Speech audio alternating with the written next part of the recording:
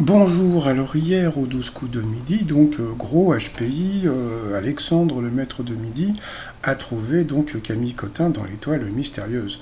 Donc voilà, je suis content, je saute de joie, ouais mes copains, gna gna, je suis trop fort, je l'ai trouvé, gna gna, etc. J'ai gagné la bagnole, etc. etc.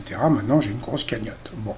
Sauf que, eh bien, il a avoué qu'il avait triché. Alors attention, quand je dis tricher, moi, je mets des guillemets parce que bon, pour moi, c'est pas une vraie triche. Hein. C'est-à-dire que bon, à partir du moment où quelqu'un d'autre lui dit, bon, pour moi, c'est pas une triche. Sauf que bon, je considère que à partir du moment où on lui a dit qu'il était dans l'histoire mystérieuse, je trouve que quand il a gagné l'étoile, moi, je trouve qu'il aurait dû être un petit peu plus humble. Vous voyez, mais bon, c'est sa façon d'être, hein, c'est pas très important. Et en fin de compte, il a avoué que eh bien, c'était la candidate qu'il avait battue en coup fatal. euh, qui s'appelle Marie-Odile. Et Marie-Odile, quand elle est arrivée, je vous avais dit oui, elle est super sympa. Et en fin de compte, elle n'est pas du tout sympa, Marie-Odile, parce que déjà, Marie-Odile, elle aurait pu me dire qu'il était dans l'étoile mystérieuse. Et Marie-Odile, elle ne me l'a pas dit, donc Marie-Odile, elle n'est pas sympathique. Oh, elle n'est pas sympathique, oh, elle n'est pas sympathique. Mais bon, c'est pas grave, le mal est fait maintenant. Mais bon, Marie-Odile, qu'est-ce qu'elle a fait? Eh bien, elle a contacté donc HPI, le gros, Alexandre, pour lui dire bon voilà, moi je sais qu'il est dans l'étoile mystérieuse, tu me donnes un des cadeaux et comment dire, et moi je te dis qu'il est dans l'étoile.